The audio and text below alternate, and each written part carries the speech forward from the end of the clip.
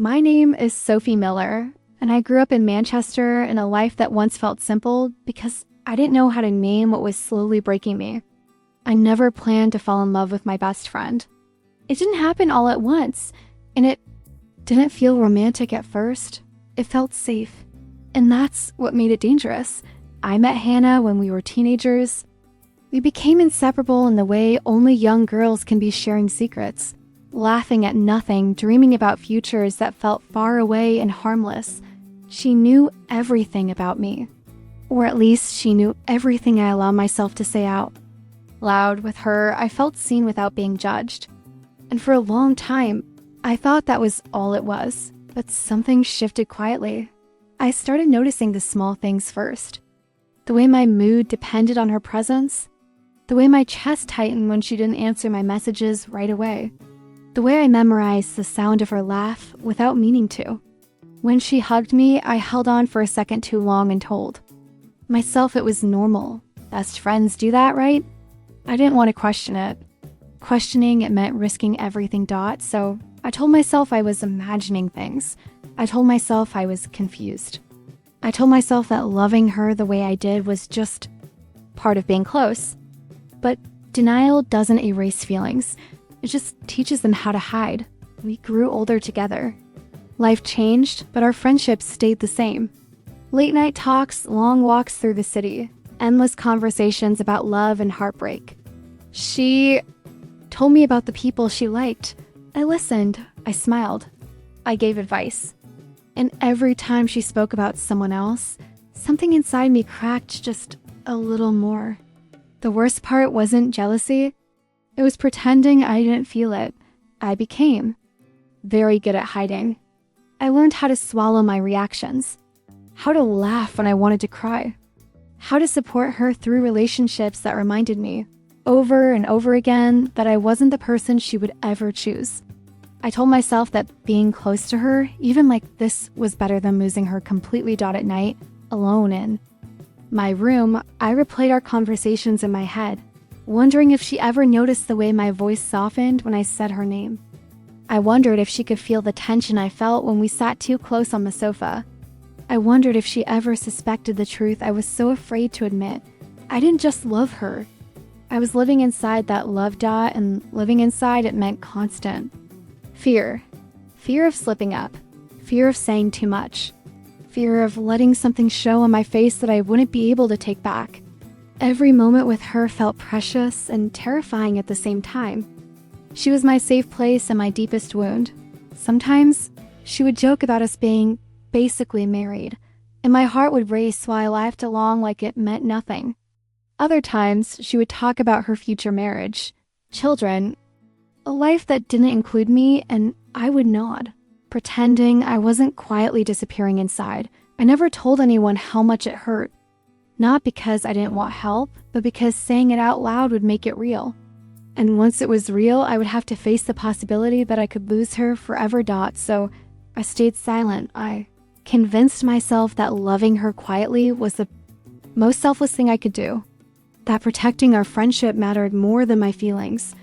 That my pain was manageable, as long as she was happy. I didn't realize that I was slowly teaching myself that my love was something to be hidden. Something that didn't deserve space. There were moments when I almost told her. Moments when she looked at me a certain way, when the world felt small enough to risk honesty. But fear always won. Fear of rejection. Fear of awkwardness. Fear of becoming too much. And then came the night everything changed. We were sitting together, talking about nothing important, when she said something simple, casual, unintentional, said without knowing how deeply it would cut. A sentence that made me realize that my silence was about to cost me more than I ever expected. If you're listening to this and any part of my story feels familiar, I'd really like to know where you're listening from and whether you've ever fallen in love with someone you couldn't tell. Sometimes sharing that pain makes it easier to breathe. And if you stay with me a little longer, you'll understand why that one sentence she said marked the moment I knew I couldn't keep pretending, and why loving my best friend was about to change everything. I didn't know what to expect that day. I decided to tell Hannah. It wasn't just a confession. It was the end of all the years of pretending. I had always assumed that honesty would break us, but it would shatter our friendship beyond repair. But deep down, I also knew that if I didn't say it, I would carry this pain forever. It had been 2 days since I made the decision. 2 days of practicing the words in my head. I kept telling myself that it wasn't a big deal, that it wasn't the end of the world to admit that I loved her. But my heart didn't listen. It was shaking with fear, and my hands were trembling as I dialed her number. When she answered, her voice was soft, just the way I remembered from all those late-night talks. "Sophie? Is everything okay?" I swallowed hard, the words stuck in my throat. "Can we talk? I need to tell you something." There was a pause on the other end. I could feel her curiosity, her concern even, but she didn't push. She just said, "Of course. I'm coming over."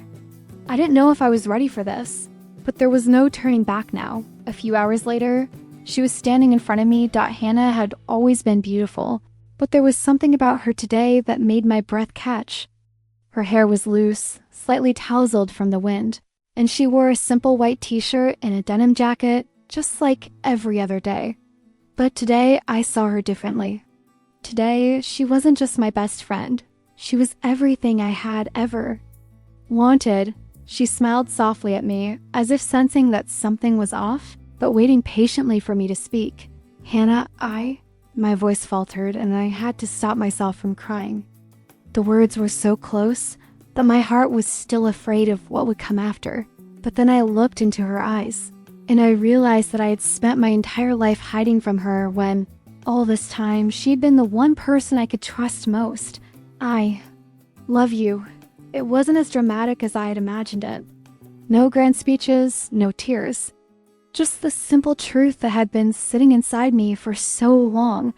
And when I said it, it didn't feel like a bomb exploded. It just felt like I had let out a breath I didn't even realize I was holding. For a moment, Hannah didn't say anything. She just looked at me with wide eyes, taking in what I said. But then her lips curled into the softest smile I had ever seen.